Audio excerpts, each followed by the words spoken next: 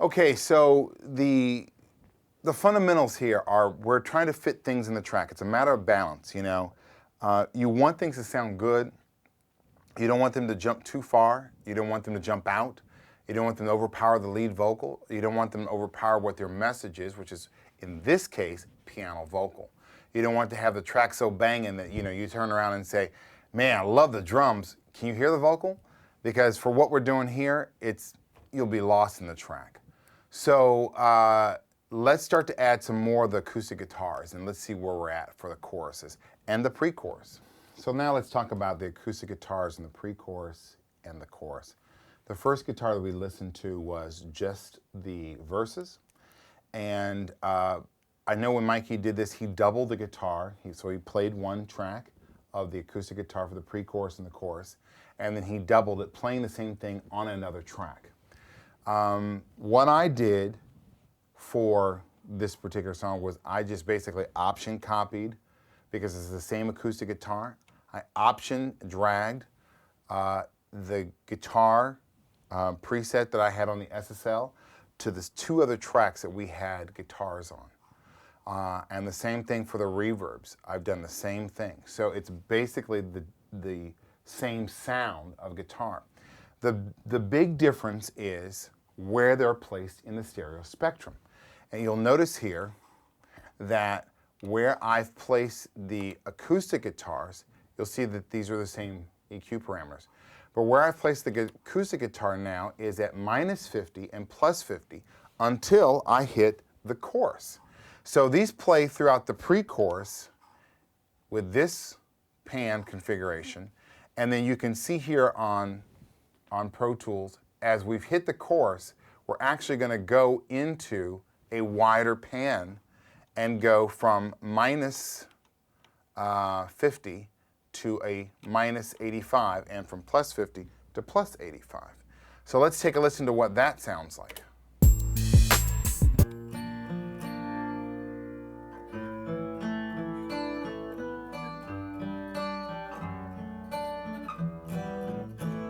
And pan.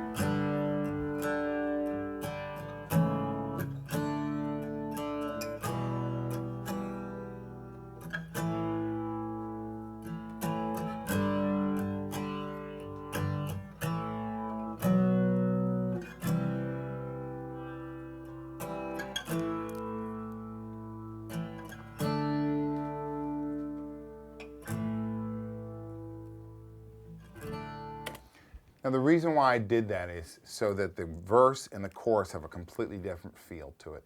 Once again, you're dynamically growing. You're taking from a mono guitar in the verses to the pre-chorus being a little wider, -50 and +50, to the chorus is now being -85 and +85. And you're letting the song have some dynamic growth on top of the fact that you're making more placement for other things such as background vocals that we're going to talk about in a minute. The key to this is having everything have its own place in the track, so it's not sitting on top of something else, and that way you feel as if things are not trying to fight them. The acoustic guitars are not fighting the backgrounds. The backgrounds are not fighting the piano where it's sitting in the placement. The electric guitars are not fighting the hats, which typically may be around the same frequency depending on what you're doing. So the key here, once again, is where you're balancing each one of the sounds, and there's also a key as to where, in helping with the balance, where you're putting the EQ and the reverb and the delays and the harmonizers and the compressors and all of those other things that tend to tuck or accentuate something in the mix.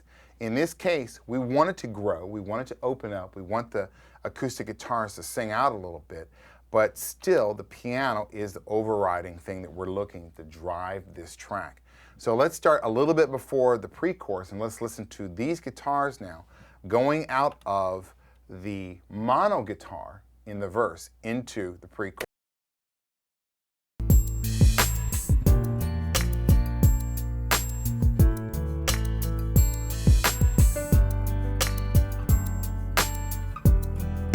Chorus now.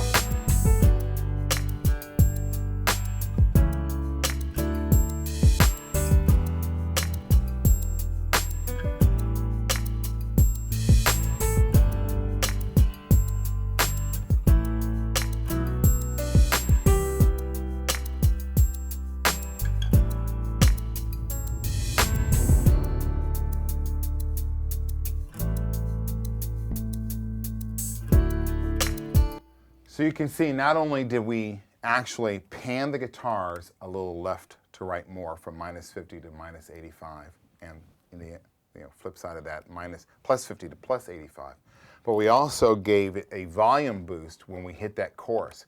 We went from -8.5 to 6.5, -6.5 I should say. So we did a 2 dB jump from the verse into the pre-chorus, and then the pre-chorus another 2 dB jump into the chorus.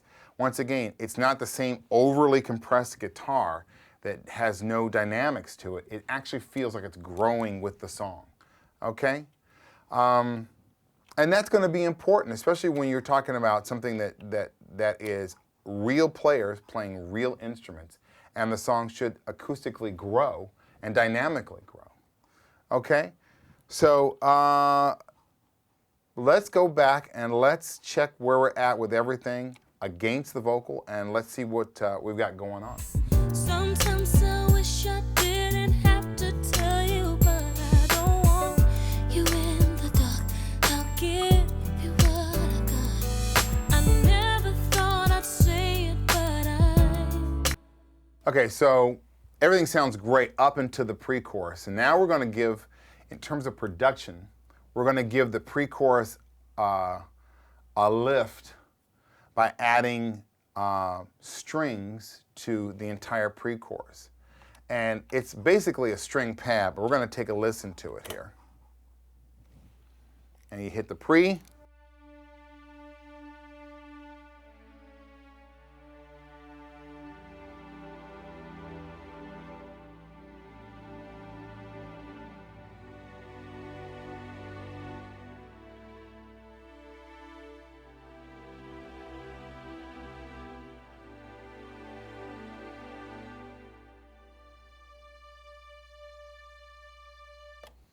Okay, so we have many tracks right now. I think we've got a pad, we've got a string pad, we have a synth pad, we've got at least 2 or 3 of those. And where those get placed in the song, once again, the same thing with the guitars. They grow, they fill out the tune, but we're not doing a lot to them. If they started to get out of control, you could always go in here and instantiate a compressor. We could go back to the Series 3 rack compressor from Digidesign. You know, maybe give it a couple of dB of gain reduction, set the threshold around -20, 25, give it a 3-to-1 ratio, you know. But right now, this feels good, and it feels good where it's sitting in the track. I never thought I'd say it, but you made it safe for me to open my heart. No vocal now.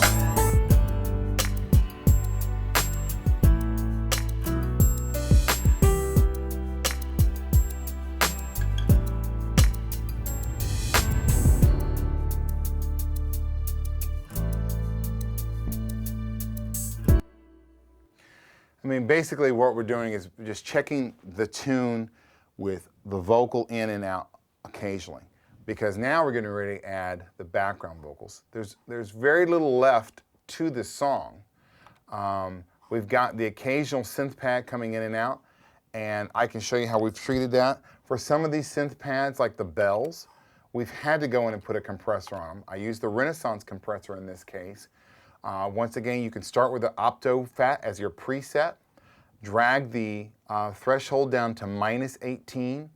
The ratio is at 2-to-1. And let's take a listen to it without.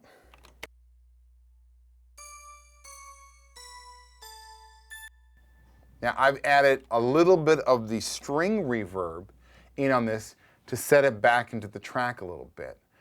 Here's what it sounds like without that string reverb on it.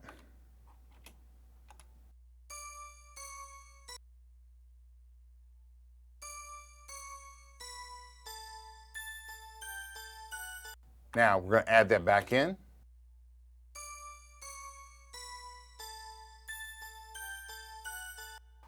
And now let's add the compressor back in.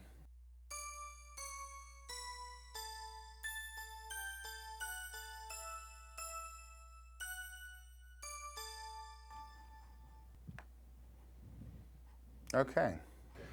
So we're at -22. we've got the bells coming in, and they are just accentuating in the chorus, as Randy kind of described in his interview. They are, adding a little bit of lightness to that chorus, some of the sweetness, if you will, to the chorus. Let's take a listen.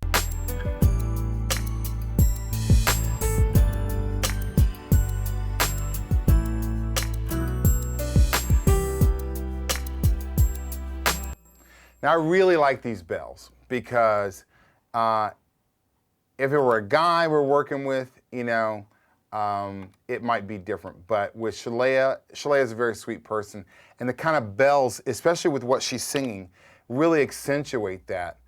Listen to it. Sometimes I wish I didn't have to tell you, but I don't want you in the dark.